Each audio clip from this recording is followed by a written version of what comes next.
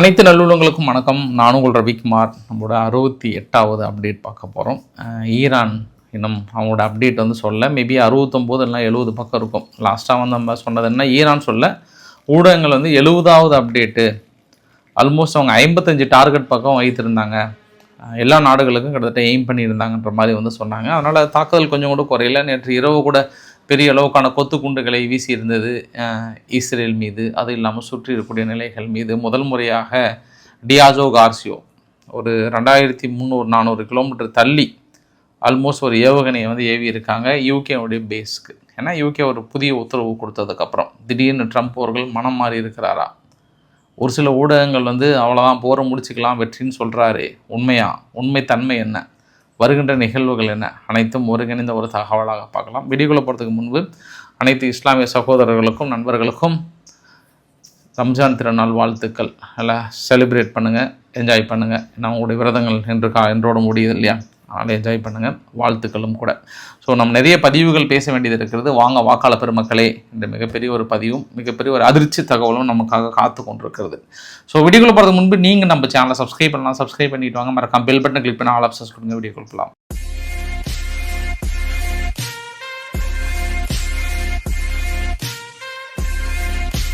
வழக்கமாக தாக்குதல்கள், வரைபடங்கள், இதுதான் நான் உங்ககிட்ட நிறைய எக்ஸ்பிளைன் பண்ணேன். பட் உலகம் அறிந்திராத ஒரு புதிய சவால்களை எதிர்கொள்ள போகிறது அப்படின்றத நான் ஒரு விஷயத்தை ஃபஸ்ட்டு நம்ம எக்ஸ்பிளைன் பண்ணிட்டு போயிடலாம். மொதல் விஷயம் வந்து ஃபெர்டிலைசர், உரம் தான் ரொம்ப முக்கியம். ஏன்னா விவசாய பொருட்கள் அது இல்லாமல் பெரிய ரிஸ்க். ஏற்கனவே ரஷ்யா மீது போடப்பட்ட தடையினால் நிறைய நாடுகள் தனது விவசாயமே பெரிய அளவுக்கு பாதிக்கப்பட்டிருந்தது. அதனால் பொருளாதார விலை உயர்வை சமாளிக்க முடியாமல் இன்ன வரைக்கும் இருக்கிற நாடு யூகே தான் ஃபஸ்ட்டு ரஷ்யா கிட்ட 90% பக்கம் வாங்கியிருந்தாங்க ஃபெர்டிலைசர். பட் தடை விதித்ததுக்கப்புறம் இன்னுமே அவங்களால அந்த கோதுமை அதையெல்லாம் வந்து அவங்களால நிவர்த்தி பண்ண முடியாமல் இறக்குமதியை சார்ந்து இருக்காங்க. எல்லா நாடுகளுக்கும் இந்த பற்றாக்குறைன்னு வரும்போது அது பெரிய ரிஸ்க் ஆகிடும். இந்த வரைபடத்தில் பார்க்குறோம் இல்லையா, வரைபடத்தில் நைட்ரஜன், பாஸ்பேட் இது 2 தான் ஃபெர்டிலைசருக்கு ரொம்ப முக்கியமான மூலப்பொருள். Iraq, Iran, Kuwait, Bahrain, Qatar, UAE, Oman, Saudi Arabia மட்டும்தான் நைட்ரஜன், பாஸ்பேட் இது 2மே உற்பத்தி பண்ணுறாங்க. உலகத்தோட தேவையில் நைட்ரஜன் வந்து 38% இவங்க ஏற்றுமதி பண்ணுறாங்க. இந்த நாடுகள் அந்த பச்சை கலரில் இருக்கிறதெல்லாம் உலகத்தோட தேவையில். சவுதி அரேபியா உலகத்தோட தேவையில் 6 மில்லியன் டன், அதாவது 20% தனது ஏற்றுமதியை வந்து பண்ணியிருக்காங்க. அப்போ இவ்வளோ ஷார்ட்டேஜ். எந்த நாடுகள் இதை வந்து சார்ந்து இருக்குது அப்படின்னா, Sudan 54%, Sri Lanka, Australia 32%, Tanzania, Somalia, Pakistan, Thailand, Kenya, New Zealand, Mozambique இவங்க எல்லாமே இவ்வளோ பர்சன்டேஜ் அந்த நாட்டோட பர்சன்டேஜ் எதிர்பார்க்குறாங்க. கத்தார் வந்து ஒட்டுமொத்தமாக 5 மில்லியன் டன் உற்பத்தி பண்ணுறாங்க. Iran 5 million ton, Saudi Arabia 4.5 million ton, அப்புறம் 6 மில்லியன் டன் வந்து பாஸ்பேட்டு யூஸ் பண்ணுறாங்க. Oman, UAE, Bahrain, Kuwait, Iraq இவங்க எல்லாம் உற்பத்தி பண்ணுறாங்க. இனி வருகின்ற காலங்களில் விவசாய பொருட்கள், உரமெல்லாம் பெரிய அளவுக்கான தட்டுப்பாடு ஏற்பட போகிறது. இந்தியா அதை ஏற்கனவே அனௌன்ஸ் பண்ணிட்டாங்க. அதை நிவர்த்தி பண்ணுவதற்காக நம்ம ஆப்பிரிக்கா நாடுகளில் நம்ம வேண்டுகோளை விடுத்திருக்கோம். அந்த சைடுந்து நாங்கள் இறக்குமதி பண்ணியிருக்கோன்ற மாதிரி வந்து சொல்லியிருக்காங்க. கூடுதலாக இப்போ அதிகமான தேவை யாருக்கிட்ட இருக்குன்னா, இப்போ ரஷ்யாவும் பெலாரஸும் தான் அதிகமான தேவையை ஃபுல்ஃபில் பண்ண போகிறாங்க. ஏற்கனவே நம்ம பெலாரஸ் கிட்ட வந்து கேட்டிருந்தோம். பட் ஒரே டிமாண்ட் இப்போ எல்லாத்துக்கும் உலகளாவிய அளவில் என்ன ஒரு பெரிய ஒரு கான்சன்ட்ரேட்டாக இருப்போம் அப்படின்னா, குரூட் ஆயில் பிரச்சனை, அப்போ பெட்ரோல் டீசல் விலை ஏறும், அப்போ எல்என்ஜி வந்து விலை ஏறும் அப்படின்னு நினச்சோம்னா, இல்லை பாஸ், நான் நேற்று இரவு சொல்ல அலுமினியம் மிகப்பெரிய அளவுக்கு விலையேற போகிறது. அடுத்து இந்த கார் ப்ரொடக்ஷன் யூனிட்லாம் வந்து பெரிய அளவுக்கு பாதிக்க போகிறாங்க. ப்ரொடக்ஷன் யூனிட்டே நிறுத்திடலாமான்ற எண்ணம் வந்துடும் இன்னும் ஒரு மாதம் தொடர்ந்தது அப்படின்னா. ஏன்னா இன்றைய பதிவு வந்து அந்த அளவுக்கு நான் முக்கியத்துவம் வாய்ந்ததாக சொல்ல போகிறேன். அப்போ ஃபெர்டிலைசர் பாதிக்கப்பட்டதுன்னா நிறைய பேருக்கு தோணும், ஏன்ப்பா இயற்கை உரம், மாட்டு சாணம் இதெல்லாம் இருக்குன்னா அது ஒரு லிமிட்டட் தான். மாடு எந்த அளவுக்கு இருக்குது, இப்போ நம்ம இந்தியாவிலே எடுத்துக்கோங்களேன், இயற்கை சாணம் போட்டு வளர்த்துறது எந்த அளவுக்கு இருக்குது, ரொம்ப கம்மி இல்லை.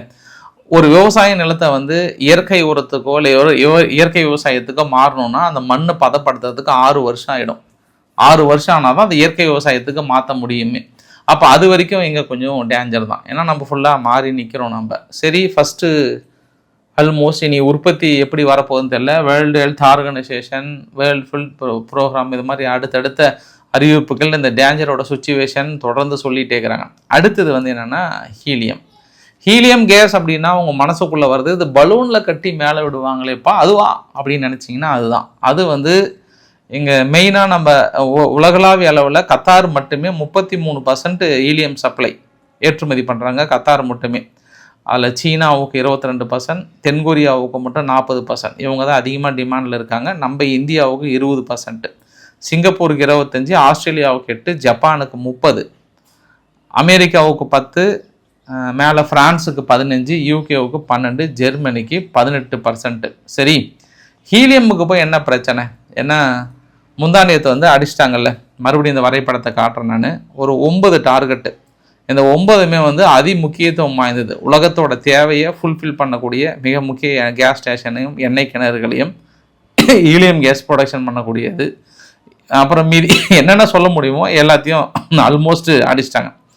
அப்படின்னா உங்கள் மனசுக்குள்ளே இப்போ தோணும், ஹீலியம் பலூனுக்குள்ளே தானே அனுப்ப போகிறோம் அப்படின்னா லிக்யூட் ஹீலியம்னு சொல்லுவாங்க. இந்த எம்ஆர்ஐ ஸ்கேனர் இருக்குல்ல, எம்ஆர்ஐ ஸ்கேன் பண்ணும்போது இந்த லிக்யூட் ஹீலியம் மாதிரி நம்ம ஜெல் மாதிரி வச்சு வைப்பாங்கள்ல, அதுக்கு வந்து பெரிய அளவுக்கு தேடுது. அப்புறம் வந்து சிப் ஃபேப்ரிகேட்டட் செமிகண்டக்டர் துறையில் இந்த ஹீலியம் வந்து மிகப்பெரிய அளவுக்கு தேவைப்படுது.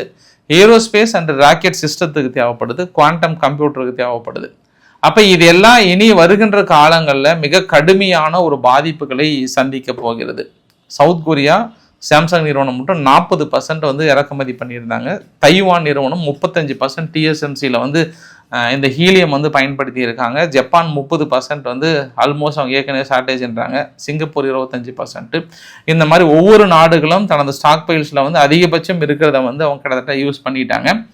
இனி அடுத்த ஒரு சுச்சுவேஷன், நான் இதெல்லாம் ஏன் சொல்கிறேன் அப்படின்னா, உங்களுக்கு 2 தரமான தகவல்கள் வரும். ஒரு தரப்பில் வந்து அமெரிக்கா முடிக்க போகிறாங்களா அப்படின்னாங்கன்னா இல்லை, அவங்க அடுத்த ஒரு லாங் டேர்ம் யுத்தத்துக்கு வந்து கிட்டத்தட்ட ஃபண்டு ஒதுக்குறாங்கன்றதையும் அங்கே இருக்கக்கூடிய தகவல்கள் வந்த வண்ணமாக இருக்கிறது. ஆனால் அவங்களுடைய பிரதான குறிக்கோள் என்ன அப்படின்னா, எப்பாடுபட்டாவது இந்த குரூடாயிலோட விலையை குறைக்க வேண்டும் என்பதற்காக இன்று ஈரான் மீது இருக்கக்கூடிய முழுமையான ஏற்றுமதி தடையை லீகலாக அனௌன்ஸ் பண்ணிட்டாங்க. நேற்றே உங்ககிட்ட சொல்லியிருந்தேன், கொஞ்சம் அட்வான்ஸாகவே சொல்லியிருந்தேன், நீக்க போகிறாங்க.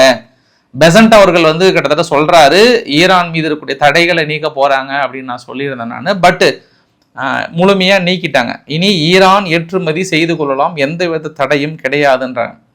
அப்போ ஈரான் சலுகை விலையில் எந்த அளவுக்கு ஏற்றுமதி பண்ணுறாங்களோ அதை வைத்து தான் இனி குறையிறதுக்கான வாய்ப்புகள் இருக்குது. அதுக்கு தான் ஈரான் சொன்னாங்க ஒரு வார்த்தை, வேர்ல்டு ரிசர்வ் முடிஞ்சு போச்சு, அதனால் இப்போ எங்ககிட்ட வந்திருக்காங்க, அப்போ மக்களே நீங்கள் உஷாராக இருந்துக்கோங்க, இனியும் இந்த தாக்கல் நடத்தினீர்கள் என்றால் உங்களுக்கு கொஞ்சம் கஷ்டம்தான்றாங்க. பட் என்னதான் இருந்தாலும் இந்த இடத்துல ஒரு லூப் ஹோல் கிடைச்சிருக்கு ஈரானுக்கு. ஈரான் என்ன பண்ணுறாங்க, மற்ற நாடுகள் தான் போகக்கூடாதுன்னு நினைப்பாங்க. பட் அவங்களுக்கு இப்போ பொருளாதார தேவையை ஃபுல்ஃபில் பண்ணணும். யுத்தம் என்பது தொடர்ந்து நடக்கும்போது பெரிய அளவுக்கு அங்கே பாதிப்புகள் ஏற்பட்டிருக்கும். அது இல்லாமல் இப்போ அவங்க நாணயத்து மட்டும் இல்லை, இப்போ டாலரில் கொடுக்கறனாலும் கொடுத்தாகணும், யுவானில் கொடுக்கறனாலும் கொடுத்து தான் ஆகணும். சலுகை விலையில் கொடுத்தாங்கன்னா மேபி குறையுமான்னு பார்க்குறாங்க. அதாவது 2 நாடுகள் கொஞ்சம் ஷிஃப்ட் ஆச்சுன்னா மேபி குறையுதான்னு பார்க்குறாங்க. மெயினாக அவங்க சீனாவுக்கு கொடுத்தாங்கன்னா போதுன்னு பார்க்குறாங்க.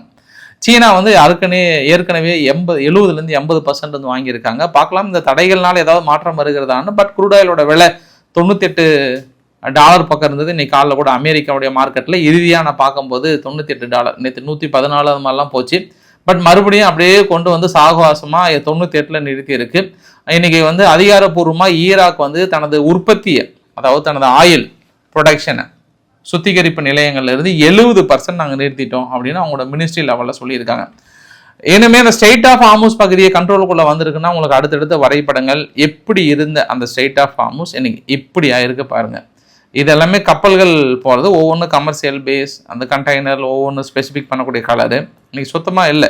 ஒரு நாளைக்கு 3-4 போனாவே அதிசயமாக பார்க்க வேண்டியதாக இருக்குது. இன்னைக்கு கூட சொன்னாங்க இந்தியாவுடைய அடுத்த 2 எல்என்ஜி கேஸ் நிரப்பிய ஒரு கப்பல் மேபி கிராஸ் ஆயிடுச்சுன்ற மாதிரி கேள்விப்பட்டேன். உங்களுக்கு அடுத்த பதிவில் உங்களுக்கு டீட்டெயிலாக லொக்கேஷனோட ஷேர் பண்ணுறேன் நான். அடுத்த மற்றொரு 2 கப்பல் அனுமதிச்சிட்டாங்க நம்ம சொன்னாங்க. காலையில் திடீர்னு ஆராய்ச்சி அவர்கள் வந்து நாங்கள் ஜப்பானுக்கு அந்த பர்மிஷன் கொடுக்குறோன்ட்டாங்க. ஜப்பான் நீங்கள் வாங்க, ஒன்றும் பிரச்சனை இல்லை, ஏன்னா நீங்கள் பார்த்தா குட் பாய்ஸாக தெரியுறீங்க, ஒன்றும் பிரச்சனை இல்லை, உங்களுக்கு நான் ஸ்பெஷலாக வந்து நான் அனுமதி கொடுக்குறேன்ற மாதிரி வந்து சொல்லியிருந்தாங்க. அதுவுமே பெரிய விஷயந்தான். ஆனால் பெரிய ஒரு சர்ப்ரைஸ் என்ன அப்படின்னா,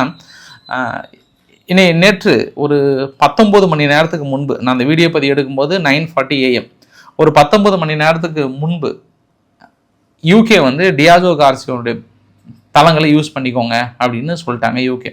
நிறைய மனக்கசப்புகள் யூகேவுக்கும் அமெரிக்காவுக்கும் இந்த யுத்தத்தினால நிறைய மனக்கசப்புகள். அப்பயே சொன்னாங்க யூகே உங்களோட நிலைகளை கொடுத்தா நாங்கள் அடிப்போம்னு சொல்லிட்டு. பட் மிடில் ஈஸ்டில் இருந்து ஆல்மோஸ்ட் இந்தியன் ஓஷன் பக்கம் 4000 கிலோமீட்டர் பக்கம் இருக்குது டியாசோ கார்சியோ. ஆனால் இது வரைக்கும் அவங்க ஈரான் வந்து தங்கற்றக்கூடிய ஆயுதங்களில் அதிகபட்சம் கிரம்ஷோகர் போர் பார்த்தோம்னா ஒரு 2100 பக்கம்தான் சொல்கிறாங்க கிலோமீட்டர். ஆனால் அதை நாங்கள் இலக்குகளை நோக்கி அனுப்பிட்டோம் அப்படின்னு சொல்கிறாங்க. அது ரீச் ஆச்சா இல்லையான்னு தெரியல, மேபி ரீச் ஆன மாதிரி தான் தெரியல. ஆனால் அதை அந்த இலக்குகளை நோக்குறோன்றாங்க, அது பக்கம் வரைக்கும் கூட போயிருக்குன்ற மாதிரி சொல்கிறாங்க. இது எதற்காகன்னா இது வந்து ஃபெயிலர் ஆச்சு அப்படின்னு நம்ம சொல்கிறதுக்காக இல்லை. ஈரான் 4000 கிலோமீட்டர் தள்ளி இருக்கிறதுக்கு எய்ம் பண்ணுறோம், 3500 வரைக்குமே எங்களுக்கு கிலோமீட்டர் போயிருக்கும் அப்படின்னா யூகே பேஸ், ஐரோப்பா பேஸ், உங்கள் நிலைகள்லாம் தொடுவதற்கு எங்களுக்கு ரொம்ப நேரம்லாம் ஆகாது. அமெரிக்கா பேச்சை கேட்டுட்டு அவங்க வந்து நேட்டோ பேப்பர் டைகர்னு சொன்னதுக்கு அப்புறமும் நீங்கள் மறுபடியும் ஏதாவது முடிவுகளை மாற்றினீங்கன்னா அவ்வளோதான் அப்படின்றக்கான ஒரு எச்சரிக்கையாக பார்க்க முடியுது. சரி, என்ன பெரிய மாற்றம்? ட்ரம்ப் அவர்கள் வந்து என்ன தனது எக்ஸலத்தில் போட்டதுனால என்ன பெரிய மாறி மாறி தகவல்கள் வருகிறது அப்படின்னு பார்த்தா, நாங்கள் அவ்வளோதான் வெரி க்ளோஸ், நெருங்கிட்டோம். நாங்கள் ஒரு பெரிய மீட்டிங் ஒன்று நடத்த போகிறோம். அப்ஜெக்டிவ் மீட்டிங்ஸ்னால் என்ன இது வரைக்கும் நாங்கள் சக்ஸஸ் பண்ணுன்றதை மிடில் ஈஸ்டில் என்ன பண்ணோம், டெரரிஸ்ட் ரீஜியன் ஈரானை எந்த அளவுக்கு கம்ப்ளீட்டாக missile capability, launchers, navy, air base, aircraft, வெப்பனரி, அப்புறம் வந்து மற்ற நியூக்ளியர் கேப்பபிலிட்டியை வந்து ரொம்ப க்ளோஸாக இல்லாத அளவுக்கு, எங்களுடைய பொசிஷனை தாக்குதல் முடியாத அளவுக்கு ஆல்மோஸ்ட் எல்லாமே நாங்கள் சக்ஸஸ் பண்ணிட்டோம். பவர்ஃபுல் ரியாக்ட், நாங்கள் கொடுத்த அடி எல்லாமே பவர்ஃபுல் ரியாக்ட் தான். ஆல்மோஸ்ட் எங்களுடைய சக நாடுகளான மிடில் ஈஸ்டில் இருக்கக்கூடிய Saudi Arabia, Qatar, UAE, Bahrain, Kuwait, Israel, இந்த ஸ்டேட் ஆஃப் ஹார்முஸ் பகுதியை வந்து ஓரளவுக்கு கேரண்டியும் கொடுத்துருக்கோம். பட் அந்த தாக்குதலை குறைத்திருக்கிறோம். ஸ்டேட் ஆஃப் ஹார்முஸ் மட்டும்தான் இன்னும் ஒரு பெண்டிங் இருக்குது, அதுக்கு வந்து ஒரு நெசசரியை உருவாக்கணும் அப்படின்னு சொன்னது.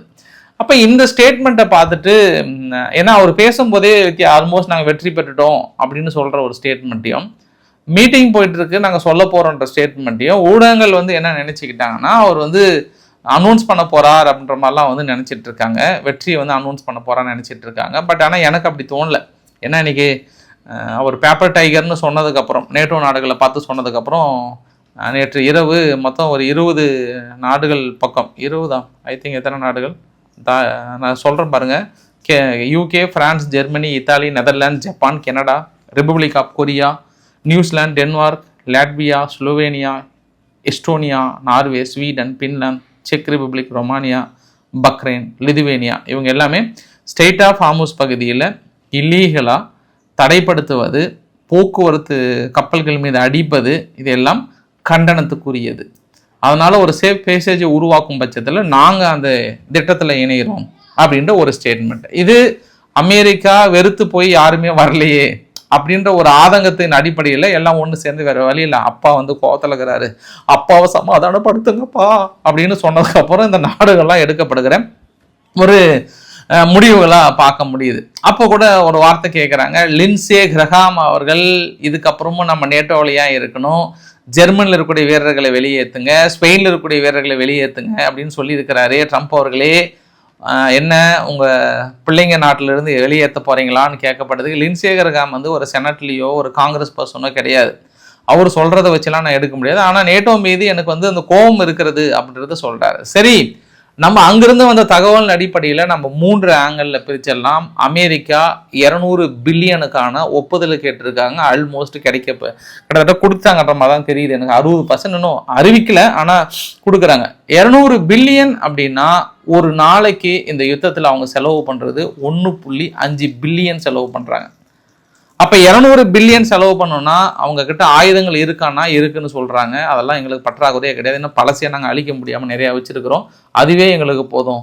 அந்த பழைய குண்டுகளே பெரிய பெரிய குண்டுகள்லாம் இருக்குல்ல, அதுவே எங்களுக்கு போதுன்ற மாதிரி சொல்கிறாங்க அவங்க. அப்போ அடுத்து அவங்க ஆகஸ்ட் வரைக்கும் இழுத்துட்டு போகிறதுக்கு வாய்ப்புகள் இருக்குது. நினச்சி பாருங்களேன், 200 பில்லியன் ஒப்புதல் கேட்குறாங்க, ஒரு யுத்தம் ஒரு நாளைக்கு வந்து 1.5 பில்லியன் செலவாகுது. அமௌண்ட்டு வந்ததுக்கு அப்புறமும் வந்து இந்த யுத்தத்தை நிறுத்துவாங்களான்னா கண்டிப்பாக கிடையாது. ஏன்னா ஈரான் வந்து அமெரிக்காவுடைய யூகோவை தீண்டிட்டாங்க. இப்போ போயிட்டாங்கன்னா உலகம் சிரிக்கும், பக்கத்து வீட்டு பாட்டியில் சிரித்து வாயில் இருக்கக்கூடிய பல்செட்டு வந்து வெளியே விழுந்து போயிடும். அந்த சிரிக்க ஆரம்பிச்சிருவாங்க அமெரிக்காவை பார்த்து.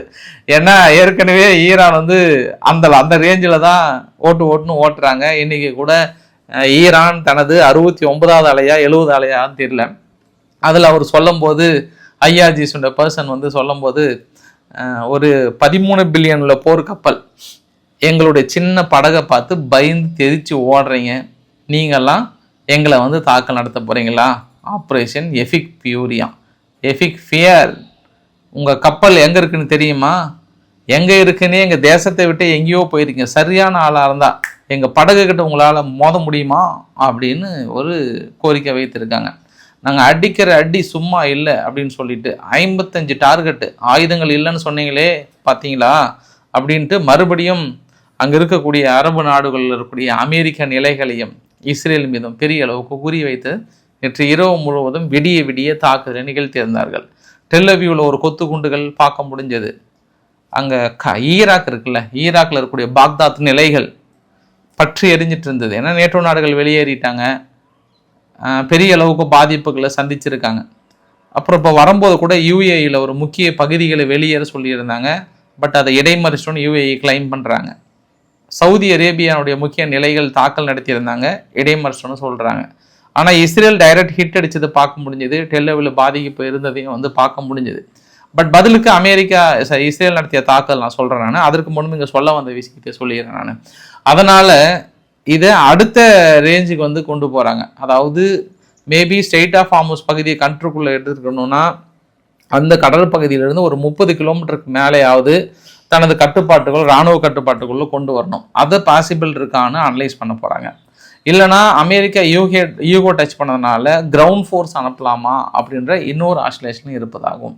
அப்படி இல்லைனா கிரவுண்ட் ஃபோர்ஸ் அனுப்பி அட்லீஸ்ட் அங்கே இருக்கக்கூடிய அந்த யுரேனியத்தையாவது தூக்கணும் அப்படின்ற முடிவு. அது பெரிய ரிஸ்க்ன்றாங்க. யுரேனியம் வந்து தூக்குனாங்கன்னா அது ஏற்கனவே அடித்து ஃபுல்லாக தும்சம் பண்ணிட்டாங்க, அது ரேடியேஷன் அஃபெக்டட் வரும். அதனால் டெப்ளாய் ட்ரூப் பண்ணி மறுபடியும் பயன்படுத்த முடியாத சூழ்நிலை உருவாக்குறாங்களான்னு தெரியல.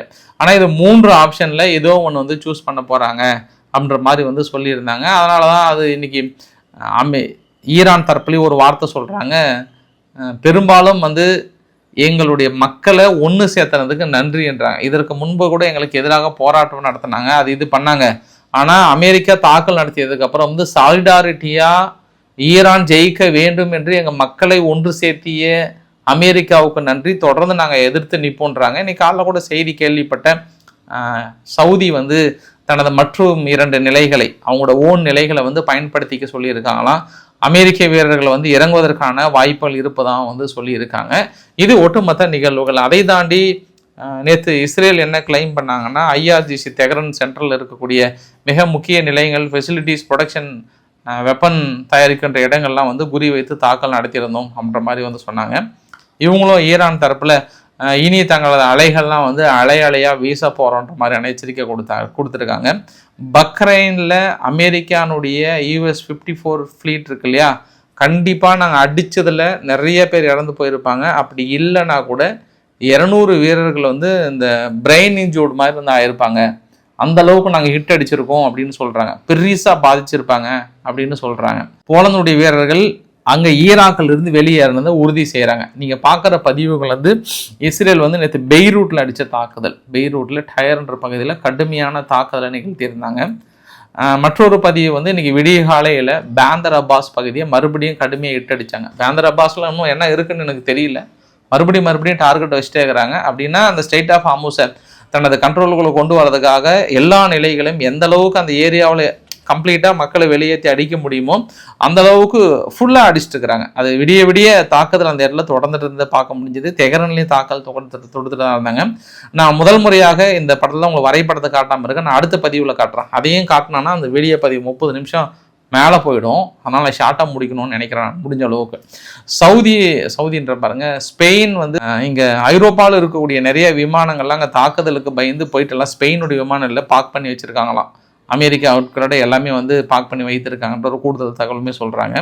அப்புறம் லெபனானில் வந்து இப்போ மக்கள் தொடர்ந்து அலையாக வெளியேறதுனால அவங்களோட உணவு தேவைகளை ஃபுல்ஃபில் பண்ணுறதற்காக வேர்ல்டு சென்டர் கிச்சன் அங்கே போயிட்டு மொபிலைஸ் ஆகியிருக்காங்க. ஒரு நாளைக்கு 25,000 பேர்த்துக்கு ஒரு டைம் டெலிவரி பண்ணுறதுக்கான உணவு வந்து டெலிவரி பண்ணிகிட்டு இருக்கேன்ற மாதிரி வந்து சொல்கிறாங்க. இந்த வீடியோட நிறைவு பகுதியில் 4 விஷயத்தை நம்ம அனலைஸ் பண்ண போகிறோம். சம்பவம் நம்பர் 1, நேற்று நெதன்யாகு அவர்கள் சொன்ன விஷயந்தான். என்னென்னா, நம்ம ஸ்ட்ரெய்ட் ஆஃப் ஹார்முஸ் பகுதியை நீ நம்ம அவாய்ட் பண்ணோன்னா, அந்த ஜோர்டன் வழியாக உங்களுக்கு ஒரு ஏரோ மார்க் போட்டுறோம் பார்த்தீங்களா, சினாய் பெனிசுலா வழியாக இஸ்ரேலிருந்து ஒரு அண்டர் கிரவுண்டு பைப்லைன் மூலயமா ப்ரப்போஸ்டு எனர்ஜி பைப்லைன் அந்த பக்கமும் போகிற மாதிரி இந்த பக்கமும் வர மாதிரி கொண்டு வந்துடலாம். இதை முழுமையாக அங்கே கட் பண்ணி ஓமனுடைய எண்டுக்கு, அப்படி இல்லைன்னா இந்த பக்கம் கொண்டு வந்துடலாம், ஓமனுக்கு இந்த பக்கம் கொண்டு வந்துடலான்றாங்க. ஸ்ட்ரெய்ட் ஆஃப் ஹார்முஸை முழுமையாக நம்ம ரிஜெக்ட் பண்ண வேண்டிய ஒரு சூழ்நிலை, அதுக்காக நம்ம போகணும் அப்படின்னு சொல்லியிருக்காங்க. ஏற்கனவே எக்ஸிஸ்டிங் வழி இந்த வழியில் இருக்கான்னா ஒரு பாதி வரைவுக்கு வந்து இருக்குது. இது வந்து கேஸ் ஃப்ளோவும் கொண்டு வரலாம், ஒரு கீ பாயிண்ட்டாகவும் கொண்டு வரலான்றாங்க. இந்த ஒரு வழித்தளம் இதை தான் நேற்று நெதன்யாகு அவர்கள் வந்து சொல்லியிருந்த ஒரு தளம். பட் வருகின்ற காலங்களில் இதை அமைப்பதற்கான வாய்ப்புகள் இருக்கான நிறைய இருக்குது. ஏன்னா வெளிப்படையாகவே இந்த அந்தந்த போர்ட் அடிக்கிறது, உற்பத்தி நிலைகள் அடிக்கிறது, இதெல்லாம் என்ன ஆகும்னா, இந்த ஒவ்வொரு டைமும் திடீர்னு செங்கடல் நிறுத்திக்கிறது, ஸ்ட்ரெய்ட் ஆஃப் ஹார்முஸ் பகுதி அங்கங்கே கண்ட்ரோலுக்குள்ளே கொண்டு வருது, இதெல்லாம் என்ன ஆகுன்னா அடித்தாலும் எந்த பாதிப்பு இல்லாத மாதிரி மண்ணுக்கு அடியில் ஒரு 10 அடிக்கு கீழே புதைச்சிட்டு போயிடலாம் அப்படின்னு பார்க்குறாங்க. ஃபர்ஸ்ட்டு போயிட்டு இந்த கடைசியிலேருந்து அந்த கடைசிக்கு ஃப்ரீயாக கொண்டு போயிடலாம் அப்படின்ற ஆஸ்பெக்டில் வந்து பார்க்குறாங்க. ஸ்ட்ரெய்ட் ஆஃப் ஹார்முஸ்னுடைய முக்கியத்துவத்தை குறைக்கணுன்றதுல தெளிவாக இருக்கிறாங்க. சப்போஸ் ஈரான் யுத்தம் அவங்க வசம் போச்சு அப்படின்னா அது எப்படி நடத்த போகிறாங்கன்றப்ப பொறுத்து இருந்து பார்க்கலாம். இந்திய பிரதமர் மோடி அவர்கள் 5 நாட்டு தலைவர்களுடன் ஆலோசனை பண்ணலாம் தொடர்ந்து ஈரான் யுத்தத்தை முடிவுக்கு கொண்டு வர. பட் அவங்க எனக்கு தெரியல, பட் தொடர்ந்து முயற்சிகள் செஞ்சுட்டு இருக்காங்கன்னு சொல்கிறாங்க. ஆனால் இன்னைக்கு காலைல கூட பார்க்க முடிஞ்சது, கோட்டசாமிங்க யார் இஸ்ரேலை சொல்கிறேன், இருக்கிற பிரச்சனையே பெரிய பார்த்தாம இந்த பக்கம் அந்த ராஷ்டனூரான்னு சொல்லிட்டு கேஸ் ஃபீல்டு அடித்ததுனால தான் இவ்வளோ 3 நாள் இவ்வளோ பிரச்சனை. அதுவே இன்னும் வாயில் போதும் பண்ணுறாங்கன்னு அமெரிக்கா புசுன்னு மூச்சு விட்டுருக்கிற இந்த சமயத்தில் திடீர்னு சிரியானுடைய ஒரு பகுதியில் அடிச்சிட்டாங்களாம். ட்ரூசா மக்கள் இது பண்ணுறதுனால அமெரிக்கா அப்படி ஸ்லோ மோஷனில் திரும்புவாங்க. இஸ்ரேலை பார்த்து, யோஹோ என்ன பண்ணிட்டுருக்கிறீங்க, சிரியாவையே அடிச்சிங்க, நாங்களே சிரியா கிட்ட பேசி ஹெஸ்புல்லாவுக்கு எதிராக உள்ளே கொண்டு போகலான்னு பார்த்தா நீ இப்போ அங்கே அடித்து வச்சிருக்கிற, அது மட்டும் தான் பெண்டிங் இருக்குது, அதையும் நீ அடிச்சுன்னா என்ன அர்த்தம் சொல்லு அப்படின்னு தான் இந்த இடத்துல அமெரிக்கா டென்ஷன் அவங்க இஸ்ரேலை பார்த்து. ஏன் அடிச்சிங்க அப்படின்னு கேட்குறாங்க. அவங்க சிம்பிளாக சொல்கிறாங்க, இல்லை ட்ரூசா மக்கள் மீது தாக்கல் நடத்தினாங்க, அதனால் நாங்கள் அடிச்சிடறோம். இப்போ தேவையான்றாங்க. இப்போ உங்களுக்கு அது தேவையா, நீங்கள் அங்கே போய் அங்கே அடிக்கலாமா, என்ன இஷ்யூ ஓடிட்டுருக்கு அப்படின்றாங்க. ஏன்னா அமெரிக்கா என்ன நினைக்கிறாங்கன்னா, இஸ்ரேலுடைய வீரர்களையும் இணைந்து கிரவுண்ட் ஃபோர்ஸ் அனுப்புனா தேவைப்படுன்னு நினைக்கிறாங்க. ஆனால் லெபனான் பிரச்சனையே தீர்ந்த பாடு இல்லை. ஹெஸ்புல்லானுக்கு கொஞ்சமாக தெரியல, பாருங்கள் வீடியோ பதிவெல்லாம் பயங்கரமாக வெளியிட்டிருக்கிறாங்க. தொடர்ந்து அவங்களோட ராக்கெட் ஏவுகணைகள்லாம் தொடர்ந்து அனுப்பிட்டே இருக்கிறாங்க. அப்படி இருக்கும்போது எப்படின்னு எனக்கு புரியல, தொடர்ந்து சுற்றி அந்த ஏழரையை வந்து கூட்டிகிட்டே இருக்குது இந்த இஸ்ரேல் அப்படின்றதும் ஒரு கூடுதல் தகவலாக பார்க்க முடியுது. நம்ம முதல் முறையாக மெல்லை அவர் பிள்ளைகளுக்கு தொல்லை கொடுக்காமல் நமக்கு நன்மை செய்திருக்கிறார். யாருங்க மெல்லை? அர்ஜென்டினாவோட அதிபர் அவர்களை சொல்கிறேன் நான். எல்என்ஜி வந்து நாங்கள் இந்தியாவுக்கு வந்து ஏற்றுமதி செய்கிறோம் அப்படின்னு கிட்டத்தட்ட ஒரு கப்பலுக்கு வந்துட்டு இருக்குன்ற மாதிரி சொல்கிறாங்க. ரொம்ப நாளைக்கு அப்புறம் கானி அவர்கள் நம்ம கண்ணுக்கு தென்பட்டிருக்கிறார். ஈரானுடைய சீஃப், ஐஆர்ஜிசியினுடைய சீஃப், அமெரிக்காவுக்கும் இஸ்ரேலுக்கும் எங்கள் ரெசிஸ்டன்ஸ் வந்து சரியான முறையில் பாடங்களை கற்றுக் கொடுத்துட்ருக்காங்க, முடிச்சு தள்ளுங்க அப்படின்ற மாதிரி வந்து மனுஷன் பயங்கரமாக வெடிச்சு எரிஞ்சிருக்கிறாரு. இவரை வந்து ஒரு கான்ஸ்பிரசி தியரியாக இவர் வந்து மொசாத்துன்ற மாதிரி வந்து சொல்லிட்டு இருக்காங்க. ஏன்னா எல்லாரும் எவ்வளோ இறந்தாலும் ஒட்டுமொத்த அவங்க தலைவர்களே இருந்தாலும் தலைவருக்கு மட்டும் ஒரே சிறு காயம் கூட ஆகிறதில்ல எப்படி அப்படின்னு கேட்குறாங்க. பட் அந்த அளவுக்குலாம் கம்பேர் பண்ணாதீங்க பாஸ். அவர் திடீர்னு இன்னைக்கு வந்து அறிக்கை கொடுத்ததே பெருசு தான். ஃபைனலாக அந்த வீடியோவோட முடிக்கிறேன் நான். என்ன நினைச்சிட்டு இருக்காங்க அமெரிக்கா, என்ன நினைச்சிட்டு இருக்காங்க சொல்லுங்க? பெரிய மெகா மேக் அமெரிக்கா கிரேட் எகைன்னா எங்க நாட்டுக்குள்ள வந்து எங்க இறையாண்மை பாதிக்கிற அளவுக்கு நீ முடிவு எடுக்கலாமா? யார் நீ? ஏகாதிபத்தியமே யார் நீ அப்படின்னு பேசுனது யார் தெரியுமா? ஃப்ரைட் ரைஸ், நம்ம ஃப்ரைட் ரைஸ், ஜெர்மனுடைய ஃப்ரைட் ரைஸ் டென்ஷன் ஆகி அமெரிக்கா பார்த்து திட்டி இருக்கிறார். இப்படிலாம் திட்டுவார். 2 நாள் போய்ட்டு தலைவரே சொல்லு தலைவரே, என்ன தலைவரே இந்த பக்கம் அப்படின்னு வந்தாலும் வருவார். பார்க்கலாம். நம்ம நிறைய விஷயம் பேசணும்னு நினைச்சேன். அடுத்த பதில சுவாரஸ்யமாக சந்திக்கலாம். ஸோ பிடிச்சிருந்தா லைக் பண்ணுங்க, ஃப்ரெண்ட்ஸை ஷேர் பண்ணுங்க, சப்ஸ்கிரைப் பண்ணுங்க. ரவிக்குமார் சோமு சேனல். நன்றி, வணக்கம்.